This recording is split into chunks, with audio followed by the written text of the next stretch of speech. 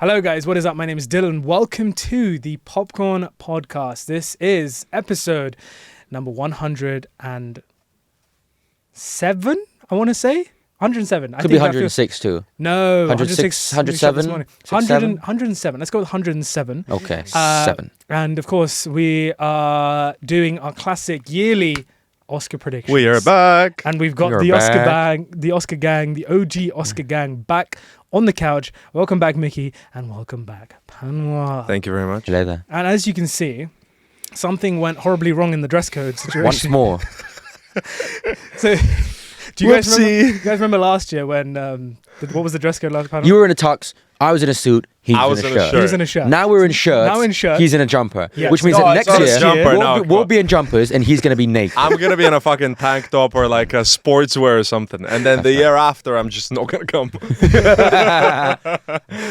Oh, gosh, yes. Well, it's our favorite time of the year, or one of. It is award season, of course. The past couple of weeks has seen the Golden Globes, it has seen the Critics' Choice Awards, it's seen most recently the BAFTA Awards as of when we're filming this. And of course, the big one, the final one to end them all, is the Academy Awards coming, I think, March the 15th, Sunday, March the 15th. So this is the episode in which myself, Mickey, Panwa, we're going to tell you guys who we think is going to win in each category, but also who we want to win as well. That's right. So do get stuck in and drop your nominations down below. Who you think was snubbed, who you want to win, do you think deserves it the most. We'd love to know. But before we get into the categories, guys, thoughts on this year's Oscar lineup, generally speaking? What are we thinking about this year? Well, I actually went to rewatch our old video last year just to see if I said anything stupid that I wouldn't say again this year. But and one did of those. You find anything? I did, yeah. Of course. Always. Panwa. Yeah. But everything. One of the things he said was that last year, many of his favorite films, or most of your favorite films, were the ones being nominated, and it wasn't so much the case for me because, there were films that I felt were massively snubbed. Whereas this year, I feel like all of the films that I liked, all of my favorites, and the ones that I felt like would make sense if they got nominated, with the big exception of No Other Choice, are nominated. So I think it's a great year, and also the fact that so far there are a lot of categories where it's all out in the open. Yeah, and that's fun. I think this is the most exciting award season for me since 2019-20, which was the Parasite year, in my opinion. I would agree. I would agree. I think it's a really strong year for film. I think this year as a whole has been one of the strongest years in quite some time. Completely agree with you. Although I'm not sure about Mickey said that some of his favorites were, nominated. It was The Substance, The Brutalist, and Anora. Were like super nominated last year. This year, I feel like the favorites aren't necessarily intrinsic to one individual, but I think across the board, because we've had such great films, majority of audiences who have gone to see those films have actually responded really well to them. So I think just generally speaking, the caliber and the quality of films this year, with films like Sinners, One Battle After Another, and Marty Supreme, and Hamnet, and the rest goes on, I think we're in a real, tight competition this year, so it's going to be exciting. Yeah, I think this is the first year where most people's favorite film is one of the top 3 talked about films. That's right. And that's quite unusual. Oftentimes you get like maybe 1 or 2 favorites, but then a bunch of people have their own like rogue picks. But this year it's like Marty Supreme, One Battle, Sinners are like that's the big 3. Big ones, and most people agree that those are their top 3 as well. Interesting. So I think overall pretty strong year for the Academy Awards, which makes that the more exciting. So before we get into the categories, I just want to run through a couple of sort of disclaimers. We won't, just like most times we come around to this episode, we unfortunately won't be discussing best documentary short, best animated short, best live action short, and best documentary feature. Why? Well, because we're bad people and we haven't actually seen any of these nominations. Every year I make myself a goal to check them out, and you don't. And we just don't. So sorry, and we're sure that there are some great nominations in there. But I think enough talk. Let's fight. Okay, so for the first category we're going to be talking about is Best Original Screenplay. So the nominees are Blue Moon, It Was Just an Accident, Marty Supreme, Sentimental Value, and Sinners. Who are we thinking is going to take this one? Go. Are we doing it? We're not doing like a 3-2-1 thing? No, I don't know. I think Sinners will take it. You think Sinners will take it? Yeah, I think Sinners will take it too. I'd love for Blue Moon. I think Blue Moon's such a well-written, great script. I think Sinners is going to take it as well. I would like to see It Was Just an Accident take it. I know you weren't so keen on the film, but I think that film is so unbelievable. It's a master of tone, because it's confronting such dark material, but it also does it with such nuance and also comedy. A bit of humor, as well. Comedy as well. So I really enjoyed the script for It Was Just an Accident. Blue Moon also I think is very good. Marty Supreme, great. Sentimental Value as well. It's a good category. Great, strong category. But I think Sinners, in its sort of mix of genres, and just how much acclaim that film has already got, I think it's hard to say otherwise. Yeah, I would agree. Yeah, I will say I think one film was potentially snubbed, and that was Sorry Baby. Because I haven't seen that yet, but I heard you love it. I thought it was good. Really liked it. I think it. Sorry Baby definitely deserved a nomination here. Cool. Anyhow, adapted screenplay is up next, and the nominees are Begonia, Frankenstein, Hamnet, One Battle After Another, and Train Dreams. One Battle After Another. One Battle After Another. One battle. I think so as well. It's been sweeping the past couple of award seasons, and in comparison to some of the others, I do actually think it is the strongest. Yeah. And if this is to be the year of Paul Thomas Anderson, which very much seems like it is, he's not just one of the greatest directors of all time; he's one of the great writers of all time. He's a writer-director above all else. So to see that be acknowledged as well, I think is immense. And worthy of him. Absolutely. And do you guys have any snubs for this category? Best adapted screenplay? Nah, I don't know. I've got two, but I don't necessarily think they're snubs. Maybe more so just shout-outs. Yeah. The first one you're not going to like. The first one, I've got A House of Dynamite. Okay. And Roofman as well. Oh, Roofman's good, yeah. I thought it was pretty decent. I wouldn't swap out any of them, but mentions. Shout-outs, Yeah, fair. Up next, we've got Makeup and Hairstyling. There you go. Everyone's and the nominees are Frankenstein, Kokohu, Sinners, The Smashing Machine, and The Ugly Stepsister. Frankenstein. Yeah, Frankenstein. It's a shoe-in, isn't it? Yeah, Jacob Elordi. Yeah, pretty good. Smashing Machine was pretty good as well, but solid kind makeup, of the only... Yeah, I'd say Frankenstein. That's more a lock, I think. Can't think of any snubs off the top of my head, but... Can you think of any snubs? No, but I don't actually like the Frankenstein one. Oh, yeah. If you didn't hear that, guys, Kane does not like the Frankenstein. Who's a makeup artist? He tried really well, but I think he looks too much like Nebula from Guardians. So, again, for anyone who didn't hear that, Kane, who is an incredible makeup artist, just gave her take that the makeup in Frankenstein, she feels like it was applied very well, but doesn't come off the best because it reminds her a bit of Nebula from... don't you think also like he reminds you when he's bald a little bit of the creator? Was it the engineers in Prometheus? Yeah. We were talking about it because it's such a like makeup specific film whilst we were watching it, and I was like, oh my god, the makeup is so good, and Ken was like, it is good, but it's a little too clean, which I do understand the perspective on that. Like like the monster specifically is very clean. Like it's in the style, I think, but if they want to go for like that prosthetic-y, authentic-y look, it's not quite that, you know? Yeah, no, I know what you mean. I feel, definitely. It has this kind of... glossy sort of like rubber texture almost a little bit. So yeah, but more or less, I think that's kind of a lock. Yeah. Okay, up next, we have visual effects. First up, we have Avatar, Fire and Ash. We have F1, Jurassic World, Rebirth, Sinners, and The Lost Bus. Has anyone seen The Lost Bus? I have, yeah. Any good? Paul Greengrass. It is good. McConaughey's in it. It's good. Yeah. There is actually, it's called VFX heavy film. Yeah. It's sort of similar to like Only the Brave, like forest fires and everything. Yeah. So it's good, but Avatar. Yeah, Avatar. Yeah. Can you imagine if Avatar didn't win? Avatar losing, that would be insane. Because when they were doing it at the BAFTAs, I think it was the first award that they announced. Right. I like held my breath for a second. I was like, if it's not Avatar. Anyhow, up next we have sound. I love sound. No longer sound design and sound mixing. Editing. It's just sound. It's sound. And the nominees are Frankenstein, F1, One Battle After Another, Sinners, and Sirat. For me, this was one of the big snubs for a certain film. Really? Yeah, I think Warfare should be in this category. Right. Yes. 100%. I think that was like a full-on assault on my ears. Yes. I'm not necessarily saying the loudest sound is the best sound, but I think the way sound was used in that film was like absolutely incredible. But sound-wise, what do we think? Probably like F1. I think F1 will take it. I haven't seen Sirat. I this morning. Yeah, I mean it is sound heavy, but also whenever we talk about this category, people always say, it's not about the most editing, it's the best. It's not about the most cinematography, it's the best. And also, they use silence really well. It's actually surprisingly, there are moments of great quiet, So that's, always something to keep in mind. But yeah, I think generally speaking, F1, because of just the technical achievement of doing that. I think so, yeah. Yeah. So what were we saying was between these two? Probably F1. Probably F1 as well. Cool. We're quite in agreement so far. Yeah. Also, one other snub, not necessarily snub, more shout out. I think Eddington had a really great sound as well when I went to see it in the cinema. Especially like the final act of like the sheriff's last stand. That was notable. Moving on, we have original song. So we have Dear Me from Diane Warren's Relentless, Golden from K-pop Demon Hunters, I Lied to You from Sinners, Sweet Dreams of Joy from Viva Verdi, and Train Dreams from Train Dreams. So it's looking like it's going to go to Golden from K-pop Demon Hunters. Or I Lied to You, right? It's one of those two. But Golden's been sweeping. Yeah, I've been reading that it's like K-pop, Demon Hunters. That's going to be the one. But they're putting that movie in the Criterion collection?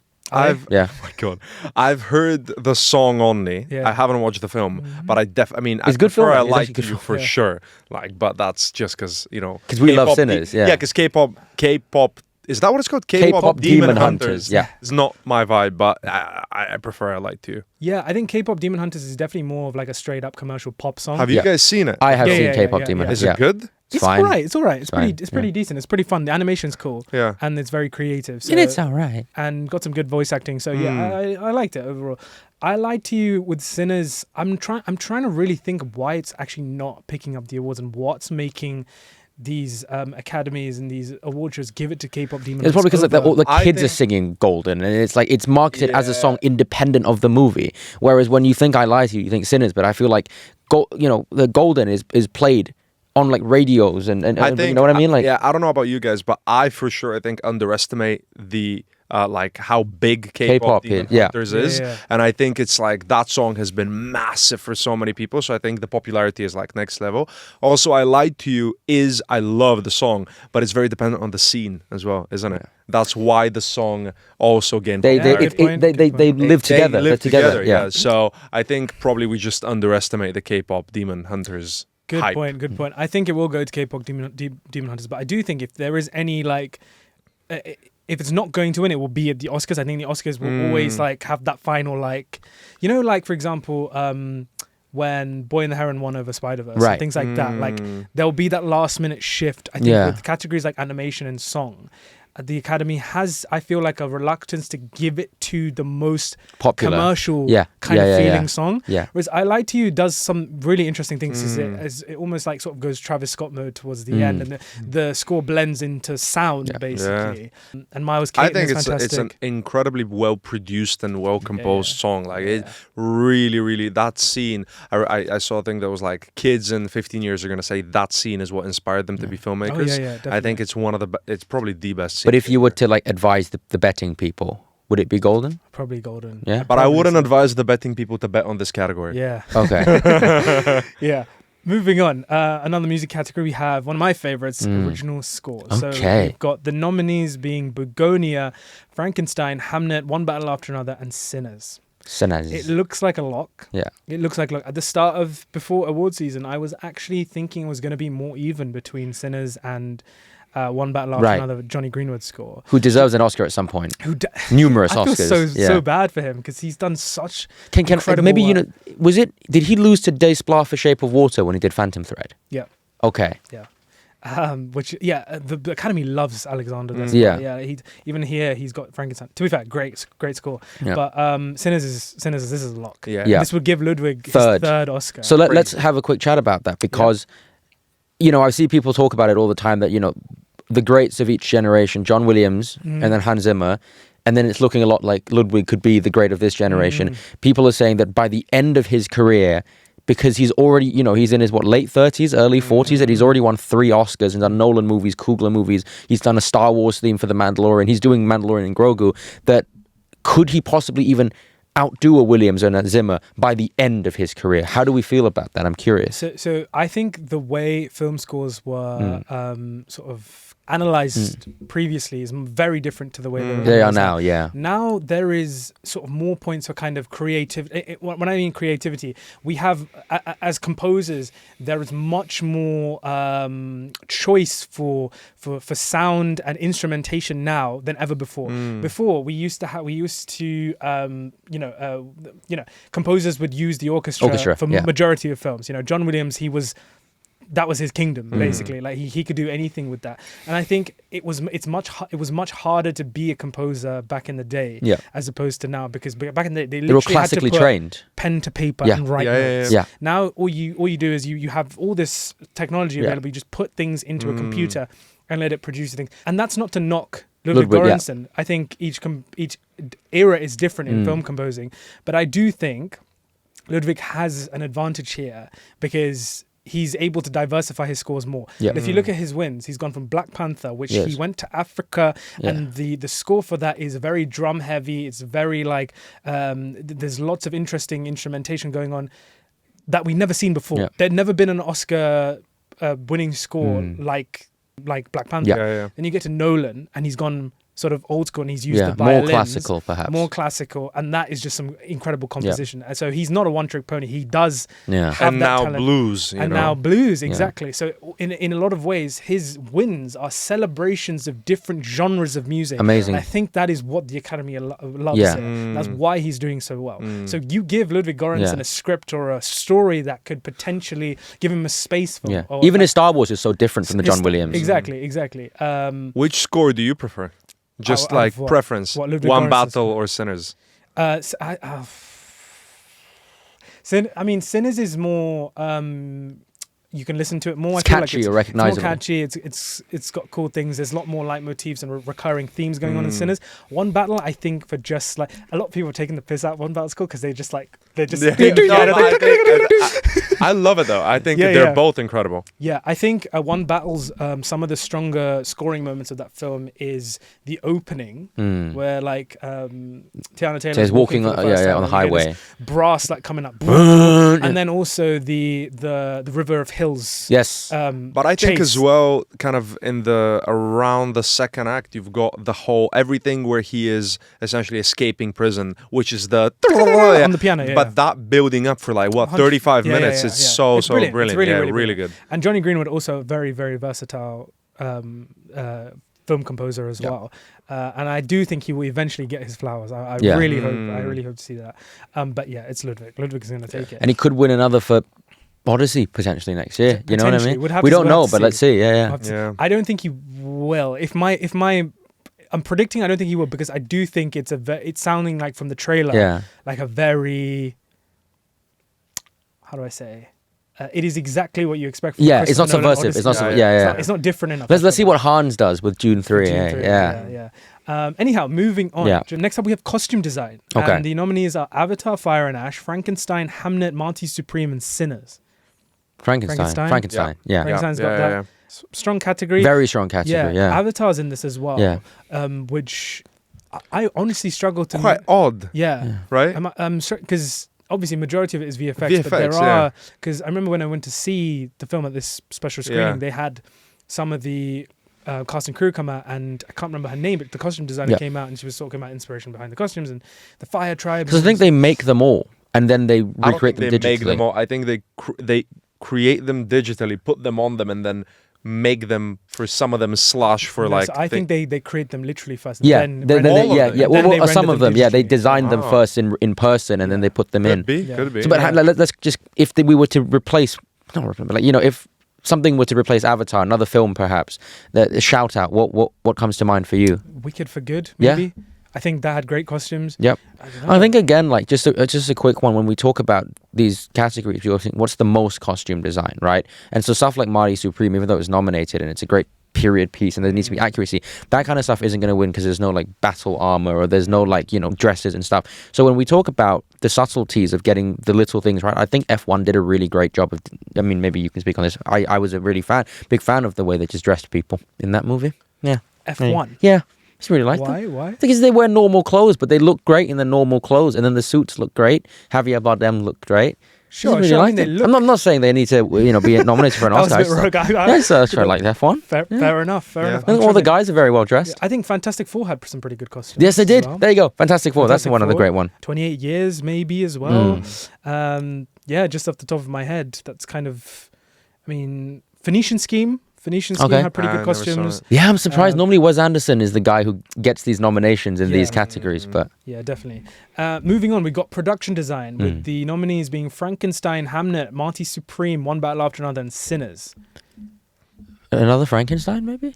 I think it is going to go to Frankenstein. Yeah, I reckon so. I really like Marty Supreme's. Yeah, I like Marty. Yeah, I like it a lot. They've really been marketing the crew. They've really been marketing Jack Fist and Darius Conji and these guys who never ever give interviews in any movie. Because Jack Fist does a lot of work with Terrence Malick. Darius Conji's been around for years. He's been one of my favorite cinematographers for years. They don't do interviews, these guys. And all of a sudden, they're really pushing the crew. To be fair, across the board, the crew is doing more and more interviews. That's right, yeah. But I really like Marty Supreme. Yeah, absolutely. I think a snub potential is Wicked for Good as well. Yeah. Maybe it's more because of the They won last year as well. I didn't like the movie, but I did like the production. Yeah, same. Production design is good, Yeah. It would have been even better if it was lit well. The production design, but it was the cool buildings. Have you guys swap bodies or something? Moving on, we have international feature. Really strong category here. So we've got It Was Just an Accident, Sentimental Value, Sirat, The Secret Agent, and The Voice of Hin Rajab. And No Other Choice. Right. Now, let's address the elephant in the room. No Other Choice has been completely snubbed in every single category. Which Mental. is outrageous. It's actually insane. Yeah. But I've seen online that there's this whole thing about the Academy not liking Park Chan-wook or David Fincher.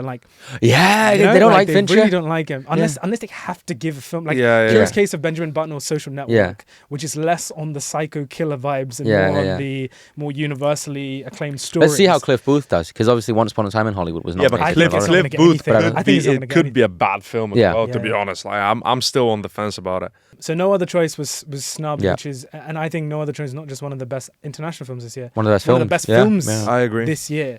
So no idea why this doesn't make it in. I think it's going to go to Sentimental Value. I think it's going to go to Sentimental Value. I watched The Voice of Hin Rajab last night with Clara and just was completely broken by that film. I think if there is one film I would urge people to go and see, I think it is The Voice of Hin Rajab. I was completely broken and devastated, in floods of tears.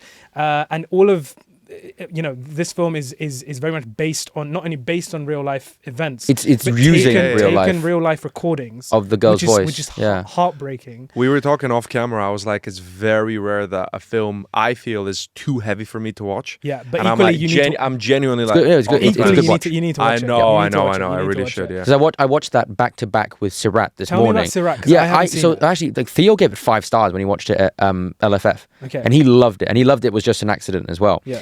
And he came out saying, both movies, I don't think they're going to be your cup of tea.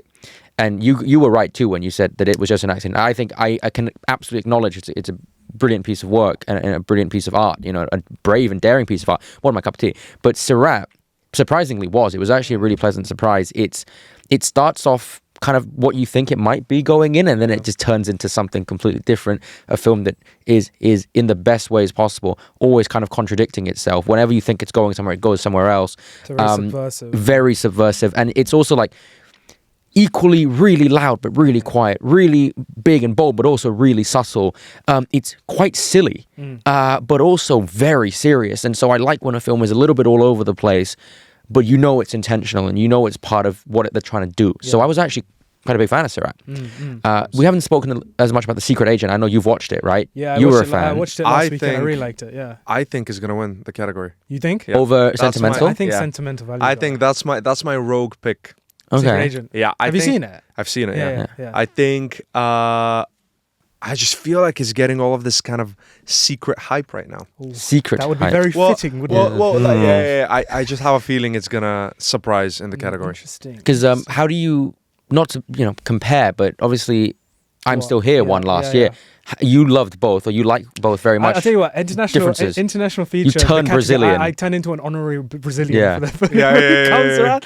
Oh my god, I was like screaming when it beat out Amelia Perez last year. Also, I rewatched Secret Agent, so I've seen it twice now, and one of my favorite observations about the movie, aside from the vibrance and the energy and the overall vibe of the movie, is they cast people with really interesting faces. Every single person there is the most unique looking person that they could have cast. Like Wagner Moore is a fantastic actor in everything, but in the side characters, like, you know, a lot of the baddies in the bad guys in the movie, not the baddies, the bad guys in the movie, the goons, they're all like so unique looking, and so you can know exactly which one is. I really like when a director knows the importance of casting unique faces. So I think The Secret Agent was great. I do just think I think Joaquin Trier. The Academy likes him. The Academy really like him. Personally, likes I liked him too, way more, but I just have a feeling Secret Agent is. I think the Brazilian wave is really happening right now. It's good. They're great films. They're giving us great films every single year. Up next, we've got animated feature, and the nominees are Arco, Elio, K-pop Demon Hunters, Little Amelie, or The Character of Rain. Bro, I haven't seen I've only seen like two of them. I've seen one. Wait, Zootopia 2 nominated? Yeah. I've seen that one, that's it. I've seen Elio. Have you not seen Zootopia 2? I haven't seen Zootopia 1. Zootopia 1's good, yeah. Oh, it's so good. I need to watch it. You know, because apparently there's a Shining reference in Zootopia 2, is that right? Zootopia 2 has so many references throughout, and there's a Breaking Bad reference. Because there's a Godfather reference in Zootopia 1. Oh, I need to sit down. Oh, the Godfather references also. They carry it over? Yeah. Like a full-on character arc. Okay. So what are we thinking for this? K-pop Demon I'm not qualified to talk. I guess K-pop. I think I've just off of what I've read. So here's my take. I don't think K-pop Demon Hunters is going to win. Yeah. Because again, like kind of how I was saying before, I don't feel like they're gonna give it to the most animation for the Academy has always been about pushing that creative boundaries further. If you look back and you the previous winners, what won last year? Was it Flow won last year. Before that, it was Guillermo del Toro's Pinocchio. Right. Before that, it was Miyazaki's Boy in the So they like getting artsy stuff. Yeah, they like the artsy stuff. So that's why I don't think it's going to go to K-pop. Okay. I think it's actually going to go to like one of either Arco or Little Amelie. That's why I genuinely... I haven't seen those two films. Okay. I think they have way too little like conversation around them though. Because Flow was a surprise, but Flow people had seen. People really liked Flow. Whereas those two, I didn't even know these movies until you set them just now. Same. I don't know, you know, because you'd seen Flow before? I still haven't seen Flow, but I should. I've do you know what's my observation though with K-pop Demon Hunters? So one of the things that they always do at these interviews for Academy stuff, you know, other awards, they go like, what are some of your favorite movies that you've seen? And they give the mic to, you know, the people. The Letterboxd top 4. Yeah, no, as in like this year. So people be like, I loved One Battle, or this or that. And so it's so lovely to see the cast of K-pop Demon Hunters goes like, oh, Emma Stone loved our movie, or like this and that loved our movie. But the thing is, it's kind of almost like a backhanded comment, and I feel bad because a lot of people have been saying, you know what, my kids loved K-pop, not them, but my grandkids loved it, and my kids loved it, and so that's how I know it, and that's what I was talking about. Golden, it's just famous amongst kids. This is not a rhetorical question, but is it not a kids film that just became? It is a kids film that became super popular, right? Yes. But this is the thing, right? This is why I think K-pop Demon Hunters is fine. It's a perfectly enjoyable film, but the great animated films like Spider-Verse do have a level of both kids maturity and adults. 100%. I don't think K-pop Demon Hunters it's called have that. It's called but like it's been nominated by for but all I these think things, that's the popularity nomination, right? Because animation is a category where the most popular film, even if it's not that good, does tend to get nominated. Yeah. You know what I mean? Of course. But I also think, generally speaking, not too many great animated films came out last year. Yeah, I agree. Yeah. So up next, we've got editing. So we've got F1, Marty Supreme, One Battle After Another, Sentimental Value, and Sinners. Okay. What's your prediction for this? I think One Battle After Another may be the most well-edited movie of last year. I agree. And I think it's probably going to take it, but I think we've had great editing this year. So throughout. One Battle is very well edited. Sinners is incredibly well edited because of the twin, like the way that it's shot. Like it has to have good editing for it to work. Marty Supreme is obviously incredibly well edited. I think there's 2 big snubs. One of them being No Other Choice, which is very well edited. Agree, yeah. And a small film that maybe I wouldn't swap it, but I don't know if you guys saw If I Had Legs I'd Kick You. I saw it 2 nights ago. Very well edited. Yeah. Specifically in editing, very good. I wouldn't swap it, but it's a good shout out. But to me, the biggest compliment that I can give One Battle, and the reason I think it's so effective, is because, what is it, like 2 hours and 40 something minutes? Yeah. And it feels like an hour and 45 to an hour and it's fast, but also it's so fast, and yet every single scene has breathing room. It's not just efficient. Every scene is given a little bit, just the tiniest bit of fat that makes it like this perfectly marbled ribeye steak of editing. And so I look at that and I go, that's years and years of Paul Thomas Anderson knowing not just how to structure and cut movies, but also knows how to structure and cut scenes, conversation scenes, action sequences. He's the best. He's so good. With One Battle, it's every scene is very interesting in its edit, but also every scene works within the narrative very well. So it's edited very well on a macro scale and micro scale.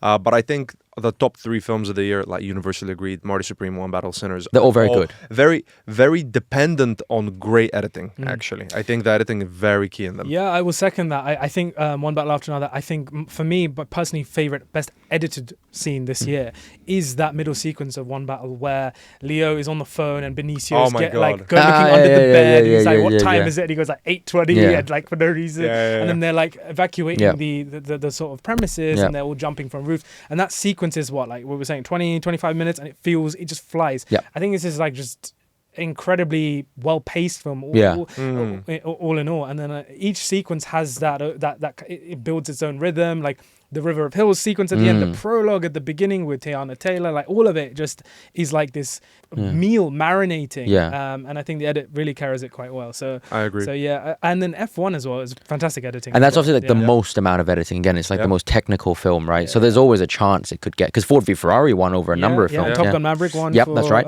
editing as well. So there we go. Cinematography is next, one of our favorites. Yes, that's right. So we've got Frankenstein, Marty Supreme, One Battle After Another, Sinners, and Train Dreams. Okay. Right. Who we think is going to win? Sinners. I think Autumn Gerard-Arcaport is going to make history as the first woman to win Best Cinematography. I really do. Okay. What do you think? One Battle. Think One Battle's winning? Yeah. If I'm a betting man, I'm betting between Sinners and Train Dreams. I don't think One Battle's in there. Like Score, it's not a category I'd bet on if I was a betting man. I would. Because I think the 2 of them are very, very tied.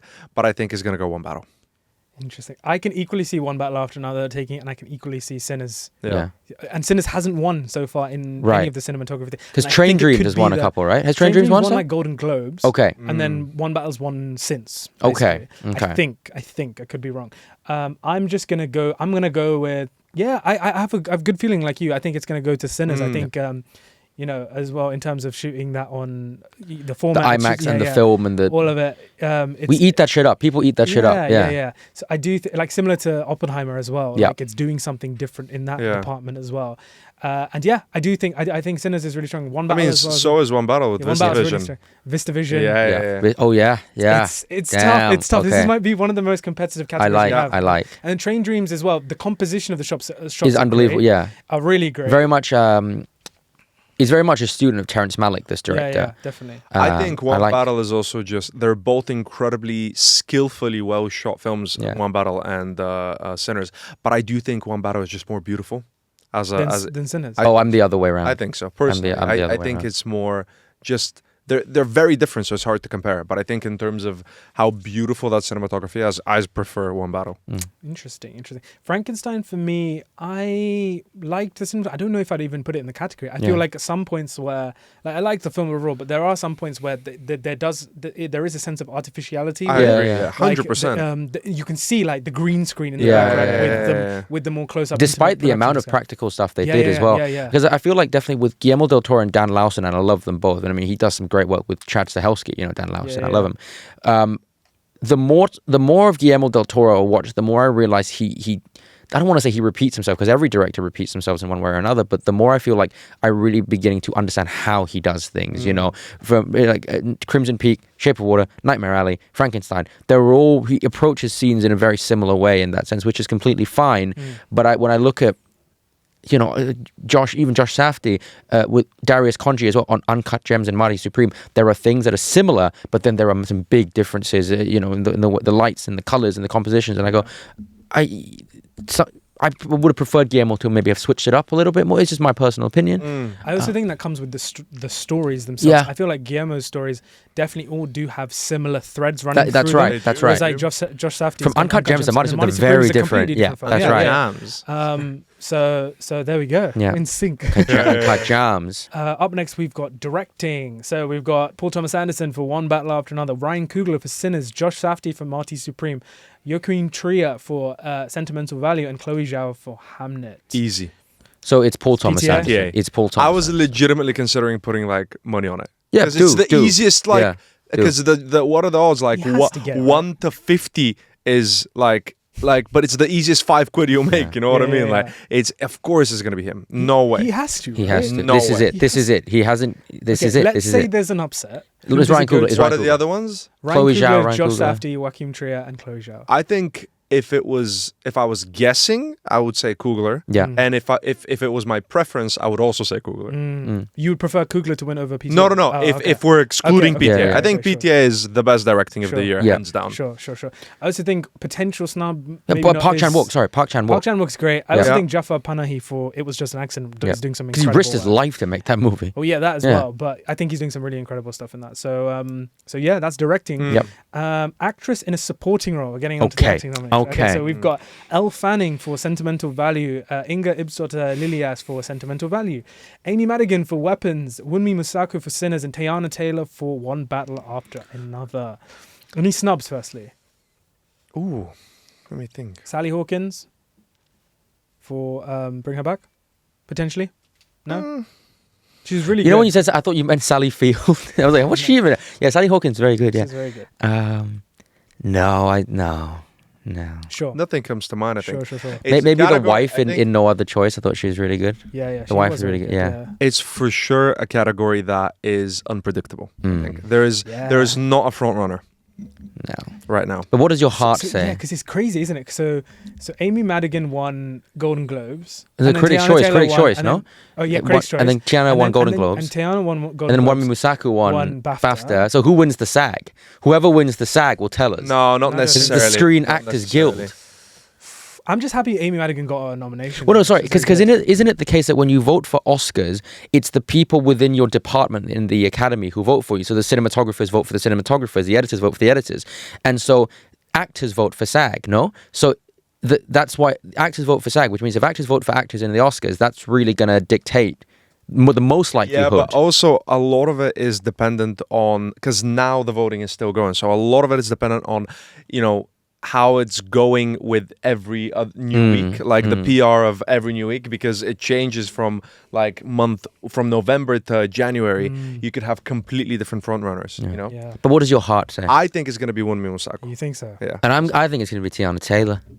No, I think she's 3 in my prediction ranking. Okay. Oh my gosh. Let's It's just really see. tough. It's really tough. I think it's between Wunmi and Teyana Taylor. And Really? I think Amy is very possible. Amy No, Madigan. I don't think so. I Nah, think they don't she's like got the horror. nomination Academies they're don't like horror. like, No. She's for the longest time she was the most predicted in this. Really? No, I don't think so. I think Tiana was. I think it's Tiana, mate. No. Tiana in the beginning for maybe 3-4 weeks, but then until maybe 2-3 weeks ago, it was Amy Madigan but was the prediction. But you see, we were all saying about Sean Penn being a lock for But supporting. that's what I mean. And now he won the BAFTA. Exactly. He's got Whoa. steam again. Exactly. That's what I mean. But it was when we were saying Sean Penn is a lock at that time, they were also saying Amy Madigan is a lock. About lock though. Oh, not a lock, but most likely. I don't think it's out of the. I think it's still very possible. So who are we saying? We're saying Tiana Taylor. Tiana Taylor, Wunmi Wunmi Musaku. Musaku. Dylan? You see, weirdly enough, I think this actually could potentially dictate the best picture winner. I genuinely think so. I'm not joking. I genuinely think so. I think Wunmi Musaku, if she gets that, Sinners has so much momentum behind it, and especially it's one of the first awards of the night as well. Is it because it's always supporting actor or actress, right? So whatever it was last year, it's going to be the opposite. Because Kieran Culkin won it first. So yes, you're right. It is. So I will actually just use this point to actually say that I genuinely think, I know there's been a lot of sort of predictions for One Battle to take a lot of the awards home here. I think it's 50-50 in the sense of either One Battle takes those lock-ins or Sinners sweeps. That's what I genuinely think. I really think that there could be something cooking here. I don't think Sinners sweeps, but I think there is a... When I say sweeps, I mean like adapted screenplay, best supporting actress, song, my personal, there's a spoiler, but I do think Sinners will win Best Picture. You think it'll be... Yeah. You I do? think it's going to be a massive plot twist and win it.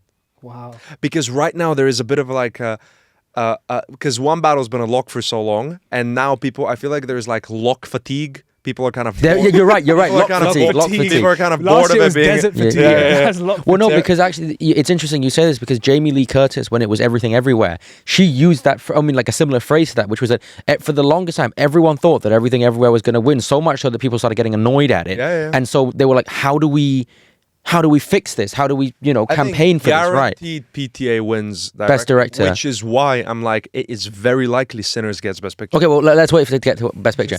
But so what we say, I think it's going to go to, oh my God, this is the hardest category. No, I don't think so. No, I think supporting actor. Supporting. Best actor is the hardest. I think, which is what's going to make this episode even more juicy when we get to it in a second. But I'm going to go, I'm like, honestly, my gut is telling me, I think Wunmi's going to win. I think Wunmi's going to get... She's going to win you over. I think so. Yeah, she's going to win me over. Yeah. Fuck's sake. Okay, up next we've got actor in a supporting role. Okay. So we have... This is my hardest one. This is very difficult.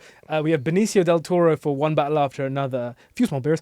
We have Jacob Elordi for Frankenstein, Delroy Lindo for Sinners, Sean Penn for One Battle After Another, and Stellan Skarsgård for Sentimental Value. This is my most fun one. Every one of them has a chance. Yeah, this is the most fun Genuinely, one. every one of them. I don't think Delroy has a chance. No, I think he does. I don't think he does. I don't think Benicio has a chance. I think they both do. Benicio? Yeah. Yes. I think they both do. No way. There's no way Benicio is beating Sean Penn in the same film. I don't know. For that, mate, because he's been to more awards. He's done more campaigning. People talk more about his performance. There's no way. I love him, by the way. I love him. All of these awards, they are very based also on the pop culture element. That's right. So Benicio has been so like, yes, we love Sean Penn because we've seen we like love films, so we really appreciate that. But in terms of like the average viewer, they've seen more Benicio memed and reeled and TikToked so much more. And he goes on the Kelsey podcast with DiCaprio. I completely disagree. I think Sean Penn, even though he's not showed up as many awards, firstly, Benicio's never won a single award at this award show, number one. Number two, his character is a meme, but and he's been showing up to awards. I just think that he's, out of the five of them, he's the one actually who has the lowest chance. And I think he's brilliant. I think it's fantastic. I just think to be like, it's so unbelievably rare, if not like, I don't know when the last time this happened, that you had two nominations for the same film, and the one that had less traction in the film beat out.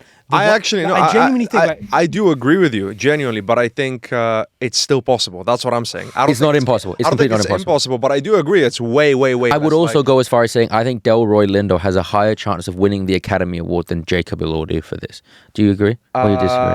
That's my thought. It's the Sinners steam train. I think they're about equal as well. But who do you think? Who's your prediction? So who do I want to win? I do think Sean Penn just gives that. He gives the best performance. He does. It's iconic. And I love Stellan as well. I love Stellan Skarsgård for different reasons, and I think I would equally be happy if he won.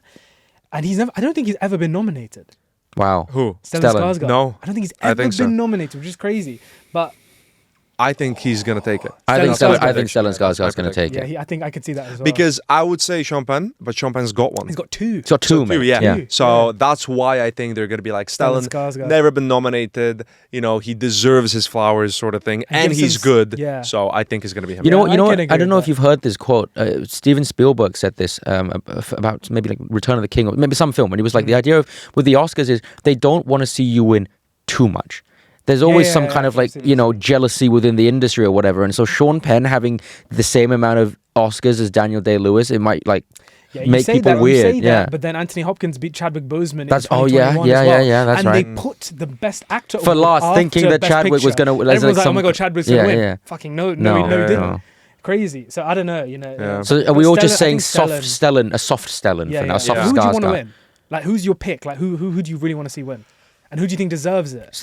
I'll say Stellan. You guys are going to clown me, but I think Jacob Elordi is fucking brilliant. I think he's brilliant too, but I don't think he's Oscar brilliant. I think he's brilliant. I also think the makeup does... a lot of the work. It does, as well. but I think it's a very strong category for the record. Yeah. None of it upsets me. I think probably Sean Penn is who I'd want to win, Yeah. but also he does have to. He doesn't seem to give that much of a fuck about. Oh, he doesn't give a You know fuck. what I He mean? doesn't give a fuck. He doesn't. So I'm like, maybe for just like talent growth, it going to Jacob Elordi would. I'm Stellan. But Stellan as well. Stellan. You know, I'm But gonna I plot twist. I'm saying Sean Penn's gonna win this. I Yeah. just Okay. I think he doesn't. Let's see. He hasn't given a fuck because he's lost since. That's why he didn't even turn up Yeah. at the BAFTAs Yeah. when he won. He's Yeah. like, "Well, I'm back." Yeah. He's gonna be at the Academy Awards for Yeah, sure. yeah. I'm gonna say Sean Penn's gonna win this. I think like originally I was like, this is an absolute lock. I was watching the film and I was like, there's no way another performance could top this. There's no way. And then here we are. Like, In this one, I'm going I to say think- whoever wins the SAG wins. That's my I thing. think there's a twist in this category coming. I really do. I agree. I feel like let's see. Let's see. my Let's see. logical But it's not prediction. Benicio. That's My what- logical prediction is Stellan, but I have just a gut feeling It could it's be gonna Sean like Penn. Jacob Guys, this is Elordi. exciting. This is Delroy intense. This is Lind, and this is exciting. why this is the best one in years. Like a really Yeah, yeah, exciting It's fun. Oscar season. Yeah, Yeah, yeah. Because even, can I just say, like, during the Oppenheimer year of the Barbie Killers of the Flower Moon that year, that was a great set of films, but we all knew what was going to happen. This is also a great set of films, but for a lot of it, we don't know, and that's fun. Yeah. That's yeah, fun. absolutely, for sure. And it's also what makes it even more fun is we're also so divided. Like we're also so split on who should. Yeah, yeah, Like, yeah. we don't necessarily have a certain favorite in each Yeah, yeah. category, Yeah, you know? Or one performance we necessarily like more than the other. Anyhow, moving on to actress in a leading role. So we have Jessie Buckley in Hamnet. We have Rose Byrne for If I Had Legs, I'd Kick You. Kate Hudson for Song Sung Blue. Renate Reinsve for Sentimental Value. And Emma Stone in Begonia. Before we get into this, any snubs? Ooh. I've got 3. Go on. My 3 snubs are Ava Victor for Sorry Baby, Amanda Seyfried, and Jennifer Lawrence. I'm not saying I haven't seen Testament of Anne Lee. Testament of Anne Lee, Yeah. or I mean I've seen Die My Love. Die My Love. I wouldn't swap Jennifer Lawrence out for anyone, but I heard Amanda. She's Seyfried's so meant to be good. Very, See, very good. I love Jennifer Lawrence in that movie. I heard she's meant to be very good. I think Jennifer Lawrence is. I haven't seen Song Sung Blue. Song Song Blue. Same. But I have. Is Jennifer Lawrence better just No, as a is Kate performance? Hudson- Yeah, Oh, No, I Kate mean, Hudson. Oh, yeah. because obviously a lot of people were first saying she replaced Chase Infinity, right? Yes. She's in the movie more than Chase Infinity. You know, like Kate Hudson is in the Yeah, movie yeah, a lot. But I would say, from my personal preference, I think Jennifer Lawrence is doing something a little bit more interesting, or she just has a lot more to do in Die My very, Love. like, primal performance. Yeah, but I think this is the closest to a lock, which is that it will be Jessie Buckley, right? Yeah, it will Yeah. be, Yeah, right? it will. Surely. If there was an upset, I think it don't- should be Rose Byrne. do you think? Oh yeah, you. Yeah. Okay, so tell us because you Yeah. loved. I loved if it. I had I legs, really I liked it. saw It's like- 2 nights ago. It's my 4th film of the year.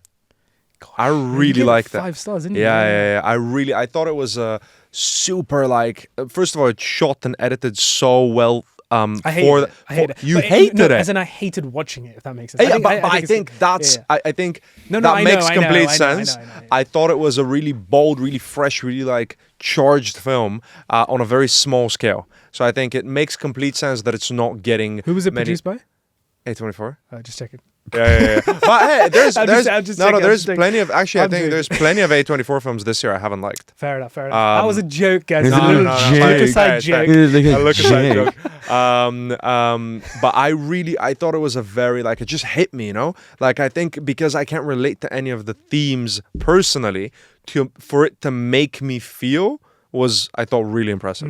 But I think she's brilliant. She's really good. She gives so her best good. work. Her best So work. Her good. best work. You know. What was it? I went to see this on Friday night. Like it was been a long week. I went to see it Friday night by myself, right? And there was some idiot sitting like a couple seats to my right, and like genuinely just so unbelievably obnoxiously munching on popcorn and like rustling bad, but like to a unbearable degree. So I literally went, I was like, can you shut the fuck up, please? I was like, I can't deal with this. We've got like another hour and a half of this. Can you like Yeah. And he had like his feet up and everything. It was honestly just so bad. And you know what's mad? I'm gonna like very, very But you short- had legs, Dylan. Why didn't you kick him? Yeah, I know. That's right. I know. The last 3 or 4 times I've been to the cinema, I've had to tell people to Which shut one? up. Yeah, Batman as well. Remember Batman? Oh, was it Batman as well? Well, there you go. Which cinema? So, if I had legs, I'd kick you. No, which cinema? Oh, this was like Cineworld Enfield. Oh, so different cinemas, but you mean like last 3-4 experiences This you've was in the had, cinema, not at yeah, the yeah. same cinema. Yeah, Gotcha. me and Clara saw Send Help like last week. Yeah. Had to Oh, tell yeah. people I to had an shut issue with up Send Help. afterwards. I had an issue with Send Help. What else was it? There was Waste We Man, went to there was watch Crime on the Run. Batman, and you told the guy to get off his phone. Yeah. we're watching Batman with a live orchestra, And he's just texting. and this guy's just Fucking on his phone. crazy. I'm like, bro, just get the fuck. Mate, yesterday I was seeing Scream 7 and the audience was like out of Scream 2, like out of a film where like shit would happen and they'd be like, and then like somebody would die. And they were like, yeah, kill that bitch. Just like when like it was insane. Yeah. Just yeah. Shut Anyway, up if you Jesse understand. Buckley. Jesse Jesse Buckley but for you sure. would pick Rose Byrne. I would, but I'm not like deeply passionate about it. You know what I mean? I think they're both really, really, really good in very different ways. I was more kind of personally taken by Rose Byrne's performance, but I think Jesse Buckley is also brilliant in it as well. Yeah. I think this is the category that is more or less a lock. It's definitely a Yeah. lock, I think. Yeah. Actor in a leading role. Here we go. It's here we Timothée go. Chalamet. So we've Timothée got Chalamet. Timothée Chalamet for Marty Supreme. We've got Leonardo DiCaprio for One Battle After Another. We've got Ethan Hawke for Blue Moon, Michael B. Jordan for Sinners, and Wagner Moura for The Secret Agents. Firstly, any snubs? I think so. Byung-Hun Lee. Byung-Hun Lee for No Other Choice. Jesse Plemons for Yes. Begonia. Oh, yes. Joel Edgerton potentially for Train Dreams. Okay. I don't think this is snubs anymore, but Dwayne Johnson for Smashing Machine. Clearly his campaign just didn't Work out. get the traction. Didn't And then make any Jeremy Allen White, which jackets. I like Jeremy Allen White. Yeah. I'm happy he's not going to be nominated because I did not rate Springsteen. I Yeah, really yeah, did not yeah. like that film. But Jesse Plemons, Joel Edgerton, and Byung-Hun Yeah. Lee, I think, potentially. So here we go. This has been the big debate online. Yeah. Who is going to win Best Actor? Timothy. And it seems like, well, predictions place the percentages as Timmy with the highest percentage, followed by Leonardo DiCaprio, followed by Michael B. Jordan, followed by Ethan Hawke, followed by Wagner Moura, or the other way around. Who do you think? I think, first of all, that list is not right in my ranking of predictions. No, but that My percentage. personal. But like I know the internet has been. I mean, probably for political reasons, been arguing with each other about Timmy versus Michael B. Jordan. Which Interesting. I think I would put one between them in my predictions. Tell me. So Put I multiple think between them. think Timmy's taking it, Yep, Okay. same. but I think if Timmy doesn't take it, it's gonna be Wagner Moore. Yeah. That's what I think. Yeah. And yeah. then That's what I think after that Michael B. Jordan, after that Ethan Leo. Hawke, Leo. and then Leo, think this Leo's is Leo's Ethan fine. Hawke He's- has got a big crowd kind of route like No, I'm with him, and the reason is, a lot I of mean, people I are would, like, it should I be think Ethan Hawke. every actor on the Sun would love to see Ethan Hawke win an Oscar because it just means that actors who just focus on acting and not social media and not this and not that and just turn up and do the work are rewarded for that. And I think Ethan Hawke gives a great performance. Is it his best? Maybe that's debatable. But the thing is, I still think he's got so much left in him. You know, if he keeps working with Richard Linklater, he's getting an Oscar. It's like Daniel Day-Lewis in Phantom Thread. It's not his year. You know? Can I tell you something? So you just said if he keeps working with Richard And he Linklater, is. he'll get a thing potentially. I just do think that if you can't really give him more of a chance Than than this. in Blue Moon. Than in Blue this is Moon, the though. Yeah, entire yeah, film is yeah. like, I agree. him and Yeah. I that agree. performance is I like agree. literally putting him right there on a Yeah. pedestal for it. But I don't know, man, because sometimes it's circumstantial. Like I would say there's more Daniel Day in Phantom Thread than there was Gary Oldman in his Darkest Hour. Yeah, but yeah. but sometimes it is just circumstantial. It is just 100%. you know. It's about the campaign. Yeah, it's about the campaign. But like I think Ethan Hawke he's one of my favorites and has been for a long time. I think he represents what I look for in actors, and he people always call him a bit pretentious, but I think he gets it. He's an artist. Do you I both love him. think Timmy's taking it? I do think Timmy's taking it. Do you? So yeah, statistically, I would say yes. Yes. Yeah. Statistically, yes. I have actually conjured up scenarios in my mind where and they're becoming more frequent in my mind of him actually not winning it. Right. Like I do think I don't think he's 100% lock. Like No, he's not. I don't think. He's no, not. I don't think he's I think it's 100% an incredibly. This category is like Best Supporting Actor, where I genuinely think all of them have a theoretical chance.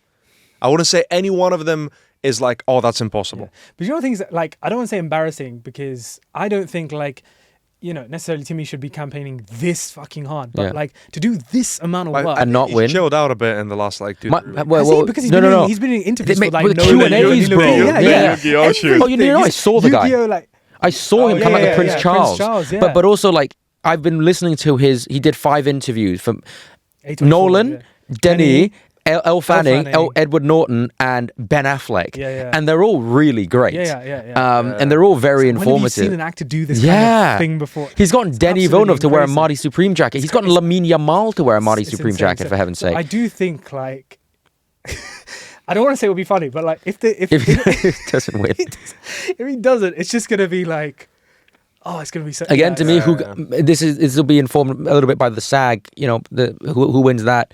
Because didn't he win the SAG last year over Adrian Brody? Yeah, he did. Yes, he did. Yeah. So let's see. But there's also let's talk about real quick, and you can cut this out if you want, if it offends too many people. But I've seen so many low IQ schmucks online saying, "Oh, Michael B. Jordan should win because he plays 2.5 characters instead of one." That's not how film works, honey. I'm sorry. Loads of people do performances where they play more than one character. Christian Bale's done it like 100 times. So I think that whole notion of he should win because he played more than one is ridiculous. He's great in the movie, he really is, but come on.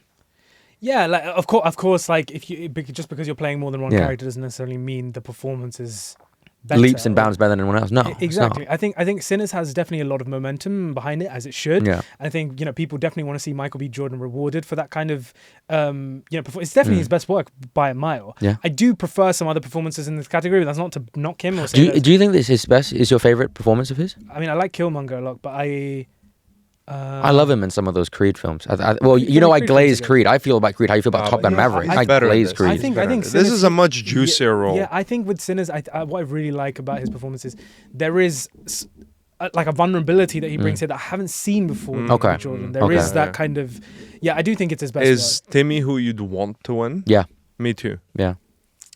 Yeah, I think it'd be sick, man. I think it'd be cool, like if he Yeah. wins. But right? what about Like, in terms of just like what do you think is the best performance? I think if you were It's to Chalamet really ask me, to me.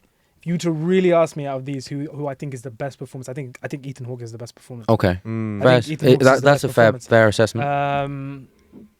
Wagner is very good, like very subtle, Yeah. but very. And I think if there is an upset, it could potentially Yeah. be Wagner. I think if it's not Timmy, it's gonna be him. Yeah. Yeah. So I just think that it's gonna final be- shot of Marty Supreme of him seeing his child is like the greatest thing ever. Yeah. I think that's Timmy on a level, because I mean, look, he's cried and stuff before. He's cried at the end of Call Me by Your Name. It's the same shot, but there's a difference. There's a maturity and a seasoned kind of thing about him now. I feel like that This is it just for works for me. sure his best performance. Yeah, I disagree. What do you say? Dune 2? No, Beautiful Boy. Okay. I think Beautiful Boy is his best. Yeah, but I think this has so much more in terms of what Panwa said. Like it's a mature performance. It's got so much of everything, and it's like the character is so full of emotion and I think different Marty things. Supreme is and- like top 3 Chalamet performances Yeah. for sure.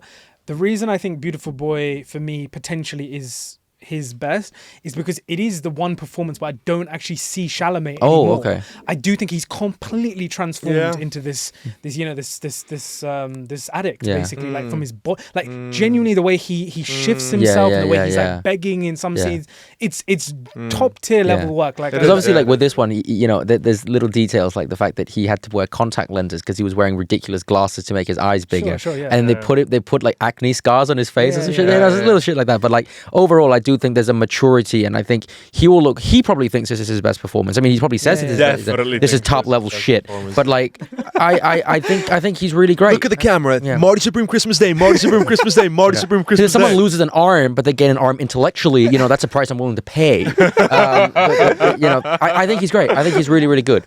It's really good. Yeah. Well, let's see if Yeah. Chalamet picks up his Oscar. Oh wait, can I say something about Best Actor?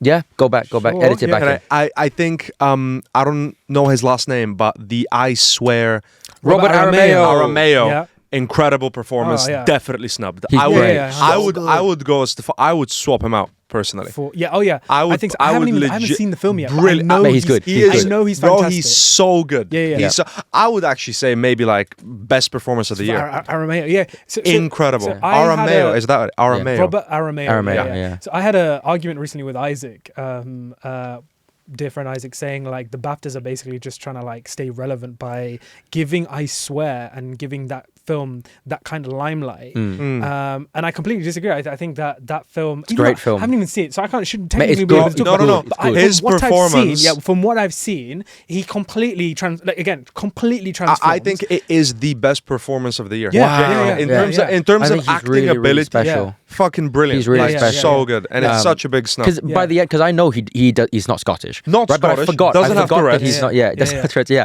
But also the other Yeah. one I would talk about is actually, now that you say it, an honourable mention, perhaps not someone who would dethrone anyone, but an honorable mention, I've always loved him, is Peter Mullen in I Swear for Best Supporting. I love Peter Mullen.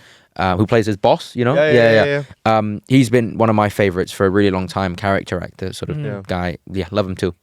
So now, guys, we go on to the final award of the night, which is Best Picture. And the nominees are Begonia, Frankenstein, F1, Hamnet, Marty Supreme, One Battle After Another, The Secret Agent, Sentimental Value, Sinners, and Train Dreams. So, any snubs? F1. No other choice? I would say no other choice. It was just an accident, potentially as well. But yeah, overall, really strong set of nominees. I actually think like the top 4 of these, if they were in other years, would actually win Best Picture. Oh, yeah. Like I'm talking about Sinners, Marty Supreme, Hamnet, and One Battle. Although Marty Supreme, I don't know about that, because I do think like as great as it isn't that like Best Picture Best Picture kind of. It doesn't tick a lot of the boxes. Best Picture. I think film it could in a weak year.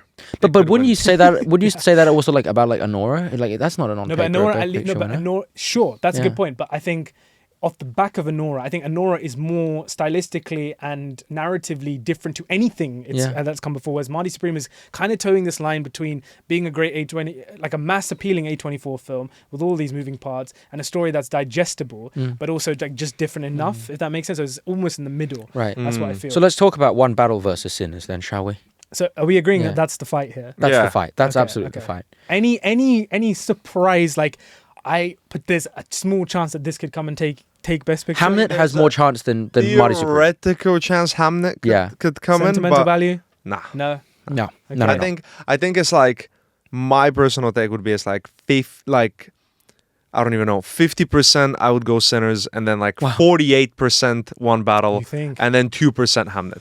That's how it is. So let's talk about why you think Sinners would. I want to say it is just a gut feeling. Okay. And I think it's because of lock fatigue. I think One Battle has been locked for so long. I'm with you on lock fatigue. Sinners in the last 2 weeks has been back in the limelight. I've heard more about Sinners than I have about One Battle. And I just have a I also do think, both, for the record, genuinely both of them are some of the best films of the decade so far. Really, really brilliant films. But I think in 30 years, Sinners will hold even more of like cultural relevance to now than One Battle. And I think that's being felt. So I think if the Academy is going to recognize one in terms of longevity, or assumed longevity, it would be Sinners. Interesting. What do you think? I don't know. My gut feeling. Speechless. Yeah, no. My gut feeling is still One Battle. I think that there is also, like I said, there's not jealous. There's also favoritism within the industry, and I think people just love PTA, and they've always loved PTA. And do you think it's like a lifetime award? A little bit, but also it is a film that deserves it. Like, I don't know why we're talking about it like it's a bad movie. Oh yeah, but like it's an amazing film, and you know, what's interesting is when we look back on last year, that was really the year of indie films doing well at the Oscars, of Anora versus The Brutalist. And I look at this year and I go, well, hang on, Ryan Coogler, Paul Thomas Anderson, Chloe Zhao, Safdie, Trier, whatever it might be. This is like the year of auteurs, and this is the year of auteurs making bigger films and being those smaller films that would otherwise be left to the wayside, being acknowledged on a bigger scale. And I look at the two big guys, right, of Sinners and One Battle. Like, they made lots of money, they cost lots of money, they had stars, and yet when we think of them, we think of the directors behind them and the auteurs behind them. And I just think Paul Thomas Anderson, it's going to sound weird, but I think whoever wins Best Director wins Best Picture this year. And so if we is to say Paul Thomas Anderson wins Best Director, I do think he's One Battle After Another, not Leo. That's what I said on your end of the year video. You know, I think auteur directors are the guys who are, and the guys and the girls who are, you know, really going to start carrying movies and start selling movies. So I think PTA. See, I think exactly the opposite on that logic. I think because PTA takes director, Sinners will take picture. Okay. Because they want to split them. So I definitely think it will obviously come down to a night thing. I think at the start of the ceremony, we will know who's going to take Best Picture. I think the early awards, if Sinners winning a lot of the early awards, that's it. I think it's actually locked. I think for me, I have actually recently been thinking about I for the longest time, I actually think it's very, very much 50-50. I actually think for the longest time, and One Battle After Another was my favorite from last year. For the longest time, I thought that was more or less a lock, right? I think now I've begun to also conjure up this scenario of me waking up the next morning and basically I can't not see myself waking up the next morning and reading the headlines of Sinners has done X, Y, and Z. I cannot imagine waking up the next day and not seeing those headlines. I'm always seeing that in real time. Like, I think it will be a huge... Oh, it stopped going red. It stopped going red.